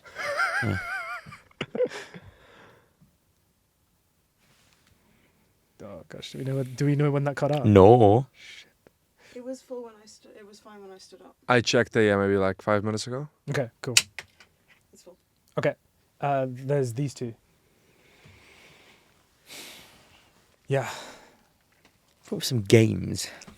You're dying for some games. Some games. Die, my love. We want to do some games. Some games.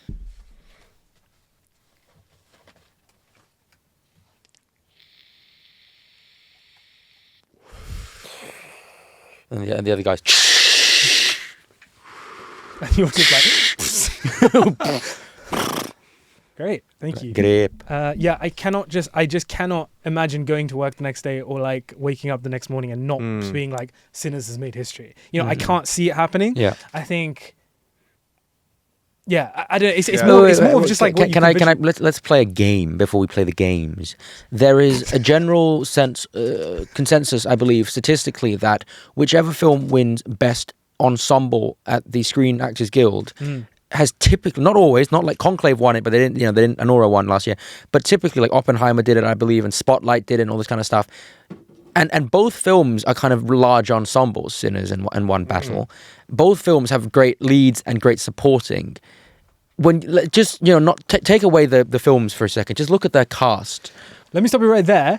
Casting. Yeah. We forgot to do casting. Casting is the big category, the big new category this year. And yet stunts still don't exist. And stunts still do not exist. But apparently. Casting the nominees are Hamnet, Marty Supreme, One Battle After Another, The Secret Agent, and Sinners. Casting, who'd you give it to? Which again is One Battle versus Sinners, right? But I would say Sinners. I would say Hamnet. With the kids? Really?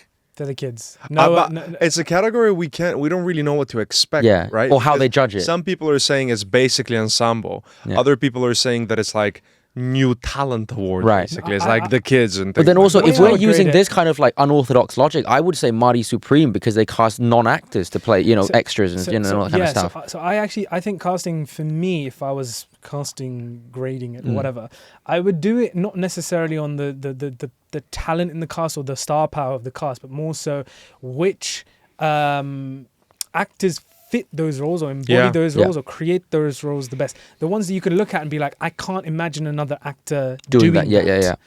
Whereas like Marty Supreme, yes, Timmy is Marty Supreme, but everybody else, more or less, you can kind of see. No, but to me, because the reason I want to fight for Marty Supreme a little bit here is because when you think of casting, you also have to think of resourcefulness and ingenuity in terms of finding your actors. Not just getting Kevin O'Leary, but I'm talking about getting people like, was it Abel Ferreira who plays like the guy with the dog, or all of the extras and the side roles, having Robert Pattinson voice, the umpire, or the guy who plays Endo is a real table tennis player, having a certain level of authenticity and not having to find the biggest star or the best actor, but someone who's able to take the role and do something interesting with it, even if they're not a seasoned and trained actor, and having that eye for talent and someone could be on screen like that is really resourceful and impressive to me. Can I tell you something? I actually think the big snub here, and actually I take it back, I wouldn't put Hamnet. I would do Sentimental Value. I would think that has the best cast, I think, in my opinion. Every single one of those actors, those main actors, are nominated. And every single one of those actors do amazing, nuanced, deep, interesting things with their roles. And I can't see anyone else playing those characters. But yeah, there you go. There's casting. What were you saying about Best Picture? You were saying the idea that typically, not always, but the best ensemble at the SAG wins Best Picture. Yeah. So when we talk about ensemble, it's really between Sinners and One Battle, right? What are we thinking? I think in terms of ensemble, like with the SAGs, which are tonight. Are they? Or tonight, tomorrow? Yes, Sunday night. Yeah, maybe. I think tonight. Maybe. Yeah. In terms of the SAGs, I think the predicted winner for ensemble is Sinners. Yeah. Okay. It seems to be but who knows? But that's the thing, is like we don't really, with casting, we don't know if casting is a telltale sign of Yeah. Best Picture. We don't know. There is like, it's a really exciting season, as we've said a few times, because I think it's a coin toss ultimately. It could be that because PTA takes directing, PTA also takes picture. It could be that because PTA takes directing, PTA doesn't take picture. And it could be that Sinners gets a lot of supporting wins, but that's why it doesn't get it, or why it does get it. It's very, very... Interesting. Because Sinners is, even though it's 50-50, Sinners is the underdog.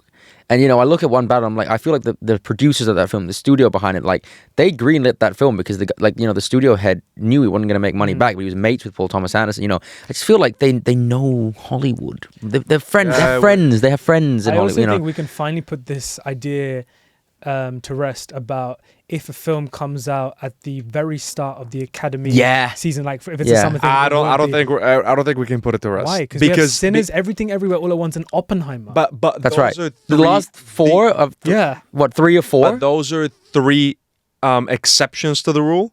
Yeah, and so my point is, if a film is truly brilliant and truly great enough and deserving, it just transcends. It will transcend that time. I agree with that, but it needs to be that next level, because if you get like a bunch of the nominees that we've got now for Best Picture, if I'd say a solid 4 or 5 of them came out in April or May, they would not be nominated. But I want next level films. If like out of the 10 films nominated for Best Picture, if maybe 4 or 5 of them came out April or May, those 4 or 5 even F1 came out in July and it got wouldn't be nominated, right? right? But that's because it's the technical nomination, isn't it? But what I mean, I guess Avatar. Avatar. Oh yeah, Avatar. Yeah. F1 is like the blockbustery nomination. Yeah, and there's always 1 or 2. Yeah. But yeah, anyway. Anyhow, there you go, guys. Those were our predictions for the Oscars 2026. The conclusion is to just flip a coin. Essentially, which makes it so exciting this year. So do let us know what you predict is going to take the big awards this year. We'd love to know. Now we are going to go on to some Oscars themed games, trivia, etc. How many games do you have? I've got 3. I've got 2. Do you want me to do one first? You do one. You talk first. I talk first. You do one first. Okay. So I guess you guys can play together on this one, or whoever gets the answer first wins for the first game. My first game is guess the Best Picture winner from the cast. Okay. Cool. So 3 actors. You just tell me what film you think it is, and I've gone with films that most people will probably know of. Okay. Are we playing against each other? Against. Yeah, of course. Right. Guess the Best Picture winner from the cast. Okay. Film number 1. Gary Oldman, Casey Affleck, and Rami Malek. Well done. Okay. Film number 2. Brad Pitt, Benedict Cumberbatch. 12 Years a Slave. Well done. Oh, wow. Paul Dano. That was quick. Film number 3. Forrest Whitaker, Willem Dafoe, and Johnny Depp. Gave you 2 easy ones. Forrest Whitaker, Willem Dafoe, Johnny Depp. It's not The Last King of Scotland, is it? No. No. The clue is, I believe Willem Dafoe is on the Neverland. poster. No. The Passion of the... No. 90s? Maybe even before. It's before 2000. But at least one of you, I'm sure, will have seen this. Johnny or maybe not. Is it the film where Willem Dafoe plays Is it an actor or something? It's not a Tim Burton film. No. What the fuck? Maybe you haven't seen this. I don't know if I have. Okay, do you want me to reveal? Yeah. It was Oliver Stone's Platoon. Oh, no. Oh, Platoon. Yeah. Fucking hell, So Willem Dafoe is on the poster. Yeah. Oh my gosh, how have I forgotten that? Okay. I forgot Johnny Depp was in that. Yeah. Okay, next one. Joaquin Phoenix, Derek Jacobi, and Richard Harris. Gladiator. Well done. And finally, my 5th one. Ralph Fiennes, Guy Pearce, and Anthony Mackie. The Hurt Locker. Wow, well done. Look at you. Wow. Well done. Jesus. Let's go. Okay. Don't test me. Test me. Okay. Yeah. This one, I believe, is quite tricky, right? So you guys can work together. Okay. Yeah. This is Oscars trivia. You got to guess the actor that I'm talking about, but they're all Oscars themed. Okay. You get the idea. Okay. When I do this. Oh, so fun. You deliberate, and you only get 1 attempt to tell me the answer. There's no second answer. Okay. Only 2 women of color have ever won the Oscar for Best Actress. Who are they? Best actress. It's not Viola Davis. One of them is Hilary Swank. The other one of them is Halle Berry. Hilary Swank. Has won an Oscar for $1 Million Baby. Women of color. Yeah, she's mixed race. Okay, it's not Hilary Swank. Is she mixed race? Yes. Is she? Yeah. Did you know this? I didn't know she was mixed She's like race. light-skinned mixed race. So it'll be Halle Berry is one of them. And And What? Not Viola Davis. She won Best Supporting Actor. Oh, okay, fair. She's Mexican American ancestry. It's not mixed. It's not. No? Okay, well, I fucking whatever. Apparently, I guess not. I guess not. So who did you say? Well, Halle Berry is Swag. one of them. Viola Davis is one of them. Emma Stone. Yeah, well, she's Hawaiian. She's like, what is it? What is she in? Is she like Vietnamese in Aloha or some shit? Yeah. Yeah. So it's one of them is Halle Berry. Yeah. Yeah, one of them is Halle Berry. The other one is. I mean, technically, Hilary Swank is technically mixed race, but you know what I mean, people of color. What about? Is it an Asian? You know. Best actress. Yeah. Guys. Oh, Michelle Yeoh. That is correct. Ah, there we go. There we Yeah. go. So the answer is Halle Berry and Michelle Yeoh, Yeah. but a little bit of extra trivia here. Both of them share surprisingly similar career milestones. Both were beauty pageant contestants. Berry was Miss World, a Miss World entrant, and Michelle Yeoh was a Miss World Malaysia. Both played Bond girls. That's right. For Pierce Brosnan. Both won the SAG Award before winning the Oscar. Both won their Oscars against white actresses playing lead roles in Todd Field films. No. Sissy Spacek What? in The Bedroom and Kate Blanchett in Tar. Wow. There you go. Look at that. Interesting, Yeah. right? Yeah. Okay, up next we've got every time this male actor has won an Oscar, a female co-star from each respective film has also won Best Actress. Who is the actor? Every time could be once or twice, though. Has won an Oscar. It's not Denzel. It's not No. Daniel Day-Lewis. It's not Adrian Brody. Could be Jack Nicholson. The best one I can think of is Jack Nicholson. But what's he won for? One Flew Over the Cuckoo's Yeah. Nest, and the actress who plays the evil nurse is one Best Actress. Yeah, and? I don't know what else he's won for, but I know he has 2 Oscars. Okay, let's go with that. Jack Nicholson. He has 3 Oscars. Yeah, there you go. Jack Nicholson. Jack Nicholson is There you go. correct. Okay, there you go. There you go. So Louise Fletcher won for One Yeah. Flew Over the Cuckoo's Nest. Shirley MacLaine won for Terms of Endearment. And Helen Hunt won for As Good As It Gets. There you go. There you go. Okay, up next we've got 2 actresses have a perfect win record in the Best Actress category, but very different records in Supporting Actress categories. Interesting. One has won, I don't know if I should tell you this next information, maybe you want to guess it from there, but one has won both of her lead actress nominations, but lost both supporting nominations. And the other is 3 for 3 in lead actress, but 0 for 3 in supporting. 3 for 3 in lead actress. And 0 in support. So they've just won lots of Best Actresses, but no in supporting. No supporting. It's not Kate Blanchett. It's not Meryl Streep. And it's not Viola Davis. And it's not Emma Stone. There's 2 actresses. It could be Emma Stone. It which is Emma one? Stone is For one of which them. one? Poor Things and La La Land. She won both Best Yeah. Actresses. She's Yeah, been yeah. nominated for Birdman and other things. And Well, she- what was the other thing? I don't know. Oh, The Favorite. But The Favorite. she won. She won Poor Things Yeah. and Yeah, not yeah. Bugatti. Oh, yeah, and yeah, yeah. So Emma Stone is one of them, and I'm just going to go out on a limb and say No, Catherine but Hepburn's the other. Emma Stone Yeah. has lost for. Oh yeah. She's never lost Best Actress. She's never lost Best La La Actress. Land? No, she won. She has 2 Oscars. One then- for La La Land, one for Poor Things. She's been nominated And then for The Favorite, for oh, The Favorite Birdman. she's supporting. Yeah, though, isn't she? exactly. Yeah, okay. So Emma Stone is one of yeah, them, yeah. and I'm just going to say Catherine Hepburn is the other one. Is that your final answer? Yes. So Emma Stone is correct. The other actress Yeah. is Frances McDormand. Oh, of course. Yeah, Shit. yeah, yeah. So it's not Catherine Hepburn. It's not Catherine okay. Hepburn. There you go.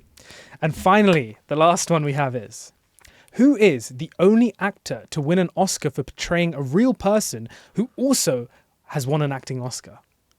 Kate Blanchett played Catherine Hepburn. That is very good. There you go. There you go. Okay, wow. There you go. Yeah, so Kate Blanchett Fantastic. played Catherine Hepburn in The Aviator, and Catherine Hepburn Yes, has won yeah, 4 yeah. Oscars. She's the most, because I learned that last year the hard way. There you go. There you go. Right. Another Okay, game? you're next. Here. Fantastic. There we go. So this is my second game, which is you guys together as a group are gonna blind rank the top 5 films that were nominated for Best Picture but didn't win, Okay. because you gave us But winners they're last year throughout the throughout years. history. June Part 2 is Okay, number okay, 1. okay. Okay. And I'm gonna warn you now. This But we're list just could going to be arguing the whole time. yeah, no, maybe not, because this is the hardest one. I made this super hard for you. But to are rank. they Good, just good. like famous snubs? Yeah. Okay. Okay. Okay, here we Like go. widely agreed snubs. Yeah, I would say Okay, so. okay. Yeah. We can do this. I think This so, is- yeah. This is pretty good. Okay. Teamwork makes the dream Yeah. work. The first film, so blind rank, yeah? Say it to the camera. You're blind ranking the top 5 Best Picture losers or nominees. Jaws, Yeah. which lost to One Flew Over the Cuckoo's Nest. Where are we putting that? How do you even top that? This is a disgustingly This is Huge These are like list. perfect films, basically. So Yeah. it's just personal preference. So Yeah. I would go. You'd I go would be, one I or would go two. one, but I will be reserved, and I will go two. I would go. Listen, I would go 3, but I'll meet you in the middle, and I'll go 2. Okay. Because I feel like there's Okay, gonna be okay. 2 more that he gives that I prefer. But let's say 2. I think 2 is a good spot for it. No, let's go 3. I'll flatter you. But what if you're sad and then Jaws is at 3? It's fine. It's fine. Someone's gonna be upset. Okay, regardless, let's go yeah. with 3. So we're going 3, right? We're We're going looking at 3. 3. Okay. La La Land, Who Lost to Moonlight. Okay. That's. I'm sorry. That's below Jaws. I'm sorry. Okay, I'm, fair. I love 4. Four? 4. Yeah. Four. Okay. Pulp Fiction, Who Lost to Forrest Gump. Well, it's not 5. No, it's 2, I It has guess. to be There's 2. no right Yeah. answer Has for to this, be by 2. the way. Yeah. Two, It's 2. yeah. It's 2. Okay. It's 2. Yeah, let's do 2. So you're putting Pulp Fiction at 2, Yeah. Jaws at 3, and La La Land at 4. Yeah, so far we're not doing good. There Will Be Blood, Who Lost to No Country for Old Men. I would go 1. It's not 5.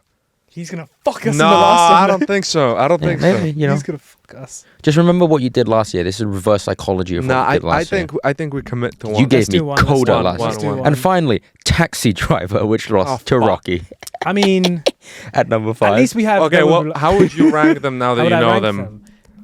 I mean, they're all perfect films, Mm. aren't they? Because I reverse psychology because you gave us bad films last year. Sorry. In the, you know what I mean, in the thing as well. So I'm just gonna give you all good films. I'm gonna go. What would I put at first? I'd do Jaws first. I can't lie. I'd do Okay. Jaws first. Then I'd go Pulp Fiction. Fiction, Then I'd go. What was it? La La Land. There Will Be Blood. And Taxi Driver. fuck me. Because I can't do the list. I can't do the list I either. would go personal preference. Yeah. I would go. What do you say? La La Land, Taxi Driver, and There will be. That would be blind. I'll go There Will Be Blood, Mm. and I'll go. Personal preference. I'll go La La Land. There Will Be Blood, then Taxi Driver. There you go. And what's Me, your I'd go There Will Be Blood, Taxi Driver, Jaws. What are the other 2? La La Land and Pulp Fiction? La La Land, Pulp Fiction. Okay. Oh wow. Okay. I'm not even going to give my ranking. It's so But they're difficult. all What is fi- your ranking? I don't know. I don't want to do it. I'll put La La Land first as well. That's the thing. Sure. Okay. Up you- next, my your game. game, yeah. Yeah. So the next game we're going to do is called Oscars Snap. Okay.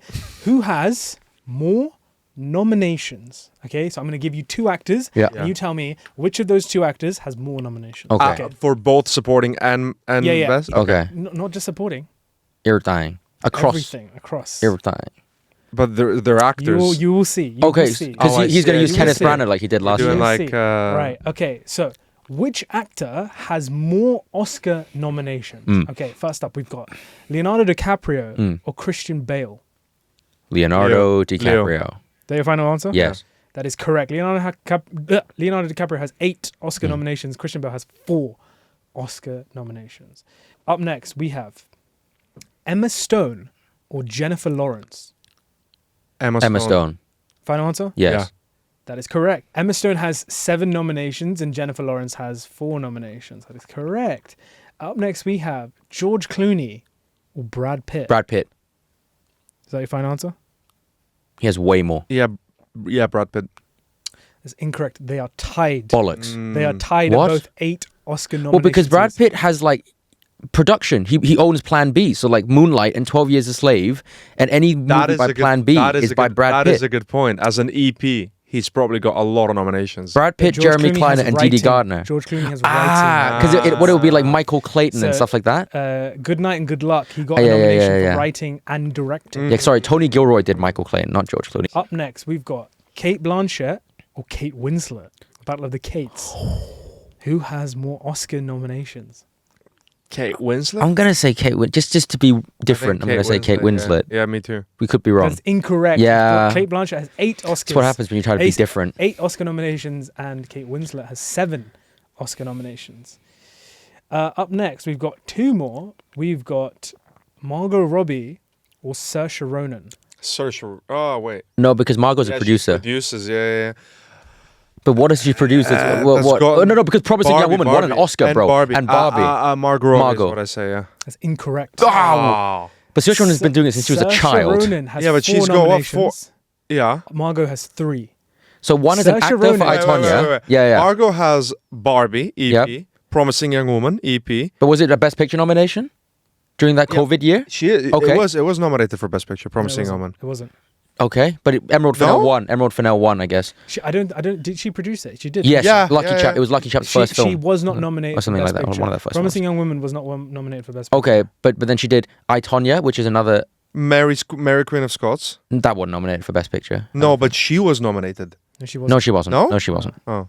Okay, sure it her is. so Margot's 3 Oscar nominations come with Best Picture for Barbie, Best Performance in an Actress in a Supporting Role for Bombshell. It was nominated. Ah. Promising Young Woman. Okay, well, she wasn't part of the. She wasn't nominated. Because for Oscar maybe, you know, sometimes Brad executive Pitt producers. Oh, yeah, it doesn't get yeah. either because it's Jeremy Kleiner and Didi Gunn. Anyway, sorry. Yeah. So she's been nominated Actress in Supporting Role for Bombshell, and she's been nominated for Best Actress for I, Tonya. Okay. Saoirse Ronan has been nominated 4 times. Best Performance by an Actress in Leading Role for Little Women, Lady Bird, Brooklyn, and for Supporting Role in Atonement. When she was a child. Yeah. Our final 2 actors we've got are Anthony Hopkins or Daniel Day-Lewis. Let's not be different. Let's just go say Daniel Day-Lewis. This is nominations, right? Nominations. Yeah, we learned the hard way. Not I'm gonna just go Anthony Hopkins. Then I'll go Daniel Day-Lewis. They're wrong. They're both tied. They're tied both. Trick question. Both So at we 6 each. Both all are in acting accolades. There you go. That was Oscar Snap. Amazing. That's me Very done good. for games. So last game. This is a bit Let's fun. wrap. So this last game is very much inspired by your this or that directors, actors, Best Picture last year. But we're going to do this year a bracket, a little tournament for you to pick. You guys play together for Best Cinematography this time. All right. So we're going to decide, I guess. I've chosen some of the more popular Best Cinematography winners, and you're going to pit them against each other, and we're going to see which one comes out on top in a bracket. Okay, so say it to the camera. Which winner for Best Cinematography reigns supreme? Okay. So we're going to...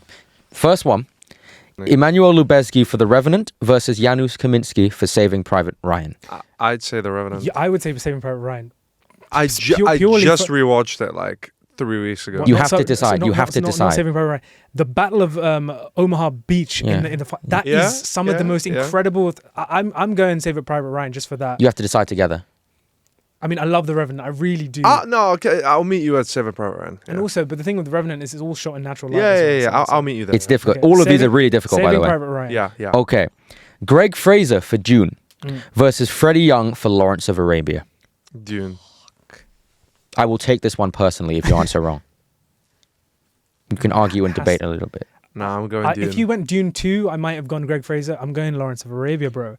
You have to come to a decision. But he's never seen Lawrence of Arabia. Incredible. Now, I'm telling you now, it's I'm telling you now, it's Lawrence of Arabia. Dune, the inspiration behind Dune is Lawrence of Arabia. Yeah, and redone nowadays, it's better. I think Greg Fraser would say Lawrence of Arabia. I think you can't be comparing them on the... Oh, there's more. Because of when they are done. You got to compare them as of our view. Yeah, I'm telling you right now. Lawrence of Arabia is better. This is the only one I'll be vocal about.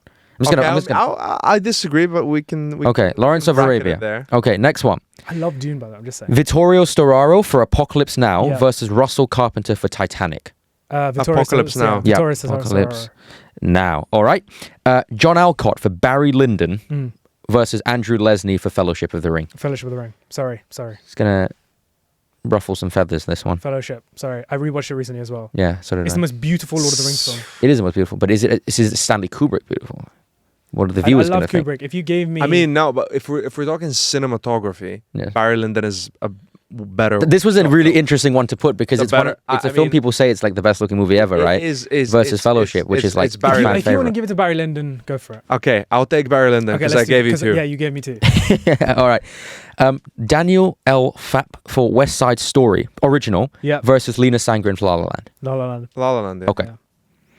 Next one, Robert Burks for To Catch a Thief, which in my opinion is Hitchcock's best looking film, versus Roger Deakins for Blade Runner 2049. 2049, sorry, nothing tops that. Yep.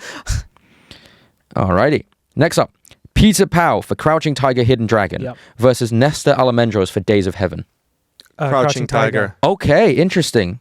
Again, Days of Heaven, one of the most revered films in this regard. Last one for the first round. Conrad Hall for Butch Cassidy and the Sundance Kid versus Robert Elswit for There Will Be Blood. Both very good. Yeah. I do think that the images from There Will Be Blood, like the oil. They stick with you more? Burned in my head. I would agree. So yeah. let's go I would There Will agree. Be Blood. I would agree. Okay, so round 2. Fight. Oh, God, this Saving Private Ryan versus Lawrence of I mean, if it's Arabia. between the two of those, So Lawrence of let's go Arabia. Lawrence of Okay. Arabia. Yeah. Apocalypse Now versus Barry Lyndon. Sorry. I it's say Apocalypse- Barry Lyndon. No, it's no, Apocalypse bro, Now, it's man. not. It's not. It's just not. Apocalypse Now, you gotta look at the cinematography isolated from the film. Apocalypse Now is a better film. Barry Lyndon. I'm not looking at the cinematography. It's too great. It's too great. It's two great directors. That is I'm so Vittorio glad I'm not Storaro's doing this. best work. Yeah, I agree. Best I agree. work. I agree. Everything But people from, say like, the it's opening images Kubrick's is best like, looking No, film. no, I agree. Fine, let's go Barry Lyndon. Oh, fucking hell. Okay. La La Land versus Blade Runner 2049. Blade Runner.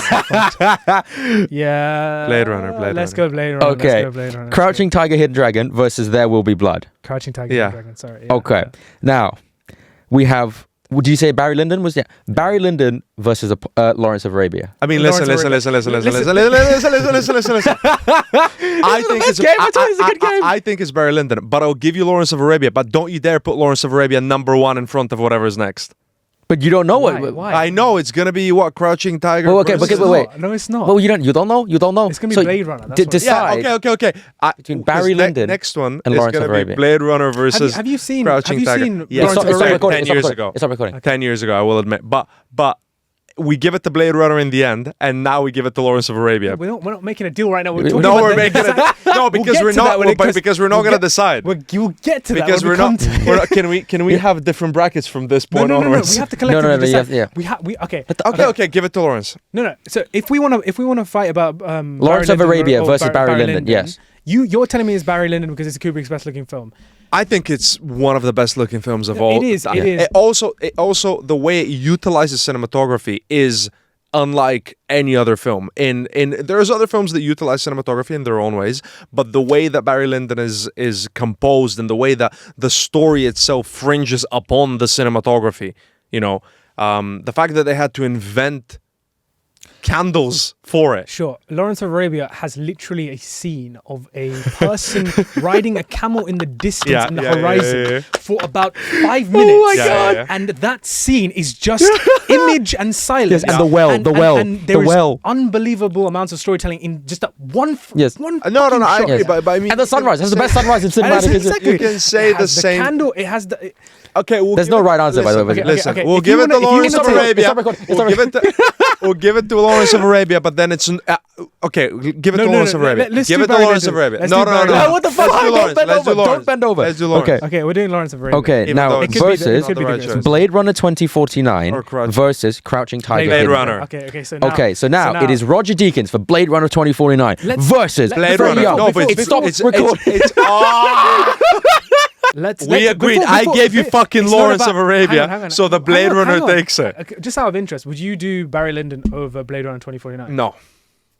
Okay, so you actually think Blade Runner 2049 is the greatest? Because I Out of would all- say out of- maybe out of the of- modern era, it's the best. Out of Yes. all of these, It's the best of the old versus like, the best of the new. I would say the bracket itself, like there's probably ones that we excluded from the very beginning that I would have at the very end. Well, like Revenant or like Saving Private Ryan. No, I actually, this isn't even a hard debate. I actually do think Blade Runner 2049 is the beautiful most and best cinematography. So there isn't a debate. I will give it to Blade Runner. But do you think out of all of the films we've spoken about, it's Lawrence of Arabia?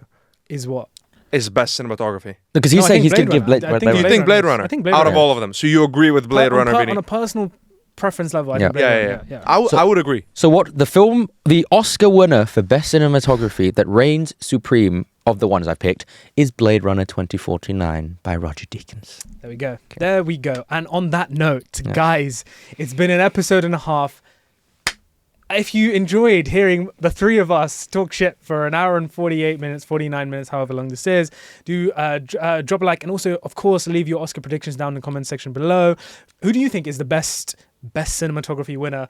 Because Blade Runner 2049 came out on top, but you tell us if that's otherwise in your mind. But thank you, Mickey. Thank you, Panwa, for catching up on this yearly basis. It's always a fun episode to do. It is. Their socials, of course, will be linked in the description box down below. Go check out their stuff. But for now, thank you for listening. Thank you. Thank you for watching. I've done that in a weird order. Thank you for watching. Thank you for listening. And we'll catch you very soon in the next episode of the Popcorn Podcast. Cheers.